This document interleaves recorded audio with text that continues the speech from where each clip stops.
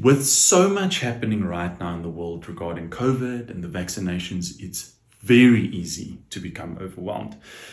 The purpose of this video is just for us to have a little chat to break down what's been happening and where we're at right now regarding vaccinations. It's always prudent for us to start out with a little conversation about what a vaccine is. So a vaccine is not the virus. You are not being injected with the virus. A vaccine is a tiny little piece of the virus that they've taken, which they then inject into you, and your body then makes antibodies against that little piece of the virus so that when eventually the real virus comes into your body has already made defenses against that virus. The vaccine is not the virus. It is a very small piece of the virus to help your body fight the virus when the real virus infects your body. Let's get to chatting about the COVID vaccine. In South Africa, the COVID vaccine that we currently have available is the Johnson & Johnson vaccine. This vaccine is being given to us through the SAHPRA trial. Basically what that means is that the South African government is doing their own set of safety checks to make sure that the Johnson & Johnson vaccine is safe, even though it has already been proven safe in America with the FDA and their safety checking mechanisms. Now, the big news recently was that the vaccine was stopped in South Africa because of blood clotting concerns. Now, these clotting concerns, these blood clots, were not noticed here in South Africa. They were noticed in America amongst Americans who received the vaccine. There were very few individuals who got the blood clots. Only 8 individuals, that's 8 people, out of 7 million who have received the Johnson & Johnson vaccine in America have gotten blood clots. That is an incredibly small amount of people. While they do believe that it is possible that the vaccine is related to the blood clots, this is such a small amount of people who have been affected by it that the risk still remains statistically negligible that you or I would develop those blood clots. Now let's talk about South Africa. We have had just over 290,000 individuals vaccinated here through the SAHPRA trial.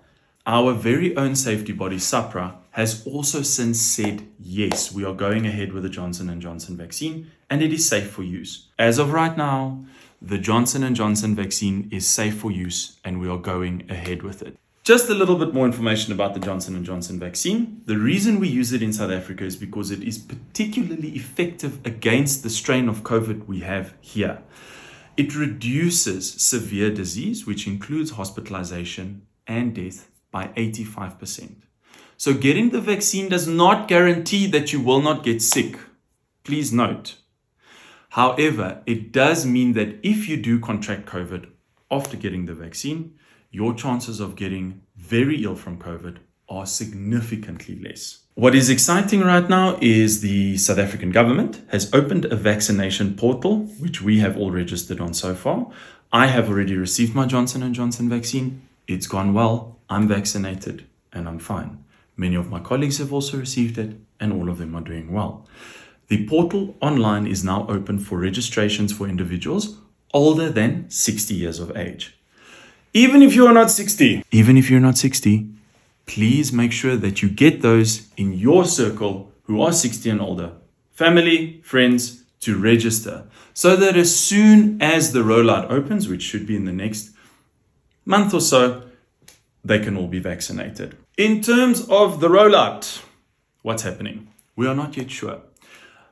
The preliminary plans that the government has released to us point to it being a state and private collaboration. So both state facilities and private facilities will have the vaccine available and you will be able to get your vaccine at either one of those. Now, as if we do not have enough to think about with a COVID vaccination, we are entering winter and that means influenza season. So we now need to bring the influenza vaccine into the mix as well, because influenza is also a disease that we typically get sick from, and it is something that people can die from. For influenza, the same principles apply as for COVID. Keep wearing your face masks. Wash your hands regularly, sanitize hands regularly, clean your surfaces. If you do need to cough or sneeze with your mask off, into your elbow or into your shoulder even, but make sure that it's not into your hands. Influenza vaccines are also available, and the government is particularly serious this year about getting influenza vaccines out. Why? Because we are having influenza in the context of COVID, and both of them together can mean disaster if we don't manage the influenza effectively. Those who will get priority are healthcare workers, those who are over the age of 65, individuals with certain comorbidities, and pregnant women. If you do not form part of one of those four groups, it doesn't mean you don't have to get it. Please still get your influenza vaccine. It simply means that the government might not be offering it to you for free, but that you should still go to your nearest Dis-Chem or whichever health center you prefer and get it over there. Remember, it's not a case of you getting vaccinated and as soon as the needle is in your arm and the vaccination is in, that you are safe. It takes your body 14 days to make the defense mechanisms against the influenza. Same for COVID, same for the Johnson & Johnson vaccine. So you can't go out and be a free bird as soon as you've gotten the vaccine, and you shouldn't be doing that anyway. But FYI, 14 days is the period which it takes for your body to build immunity. There's a lot we don't know. And with COVID, we found that the defining thing amongst our government and governments across the world is uncertainty. It's too new. There's still too much that we don't know. But with each day that passes, we are learning more and we are getting to know COVID better. I believe South Africa has a bit of a false sense of security because our course of COVID is not as bad as comparable countries like Brazil or India.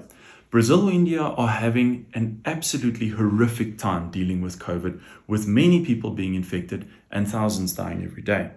We have had 2 waves so far.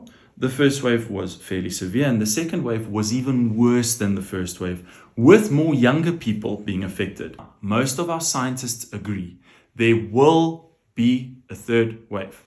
There will be a third wave, even if we don't feel that way. Please do not be lured into a false sense of security because we've had an unremarkable past 2 months. Everyone has settled in, the COVID cases have declined, and we haven't had any further spikes. Do not get too comfortable or complacent. Keep practicing your restrictions, your face masks, hand washing, cleaning, and restrict your social gatherings. No one is exactly sure where we are heading, but I think we have done an excellent job so far. So let's keep it up and let's stay mindful of the third wave, which might be coming soon. And once again, thank you so much for taking the time to watch this video. It's been an absolute pleasure sharing with you guys.